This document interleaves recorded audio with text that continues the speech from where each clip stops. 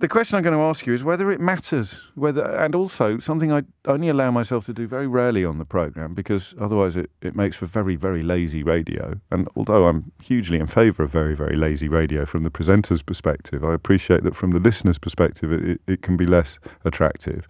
I'm going to ask whether you care. And if not, why not? Because I'm pretty sure I do. But I do suffer from my Catholic upbringing, Catholic with a capital C.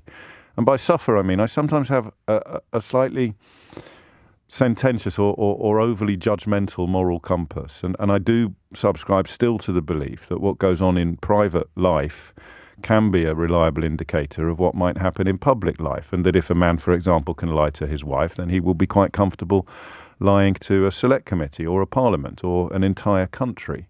I don't know whether that is a valid view anymore. It's valid, but I don't know whether it is an important view anymore. I really don't.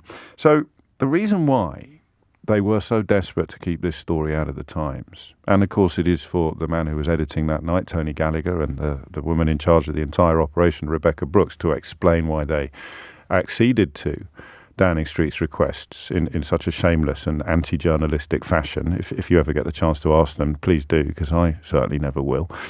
The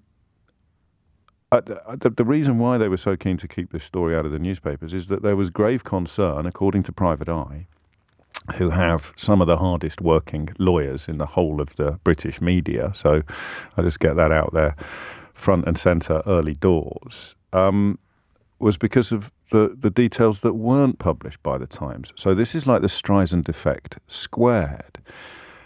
John Ashcroft, who accepted a peerage from David Cameron after making various promises about his offshore finances, published a book a couple of years ago which originally broke this story.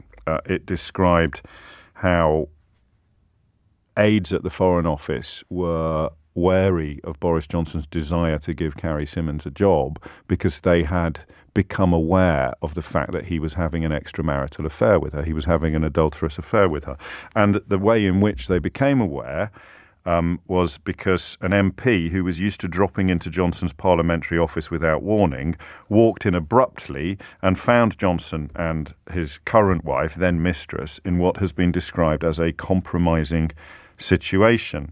The Friday night attack of the Abdabs at number 10 was caused by a baseless fear that the Times might be more specific about the compromising situation, Private Eye reports. So it wasn't so much the fact that Johnson was trying to secure a six-figure job for his mistress.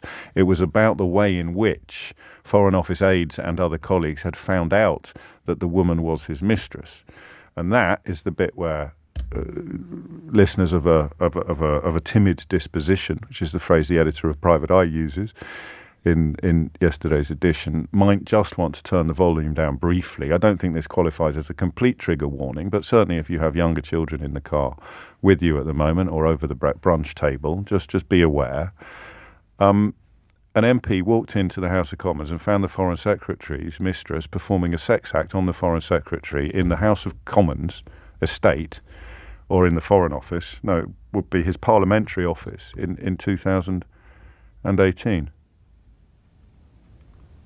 And that was the reason why, although none of it was reported at the time, people knew she was his mistress. Otherwise, presumably, he'd have been able to get her a six-figure job as Director of Communications. I'm going to say that once more, and we're not going to dwell on this, and we're not going to be prurient or puerile, because this is, I think, the country deserves better than to be sniggering about this stuff, but it also deserves a lot better than to be silent about it.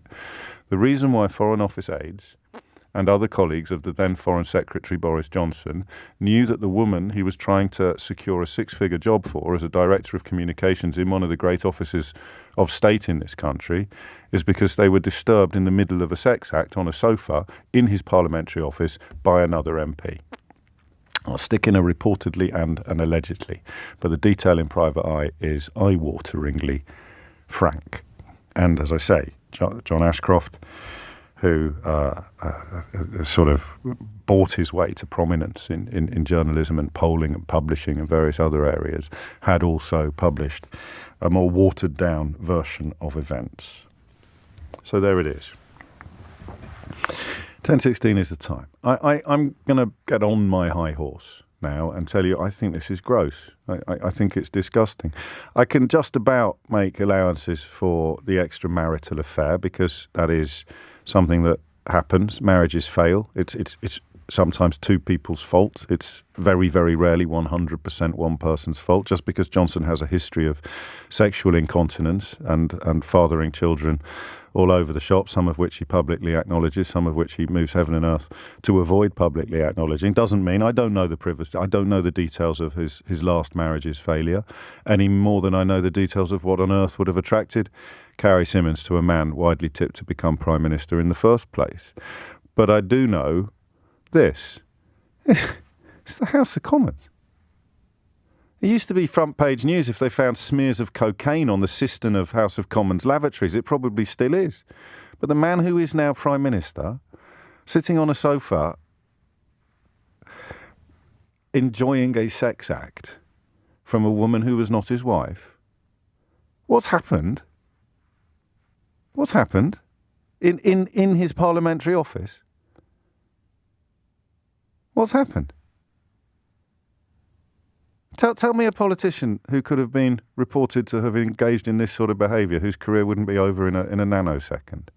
Tell me, if you would, a Labour politician who wouldn't be all over the front pages today if this had been about them, even if in opposition. Imagine it was Keir Starmer or Jeremy Corbyn.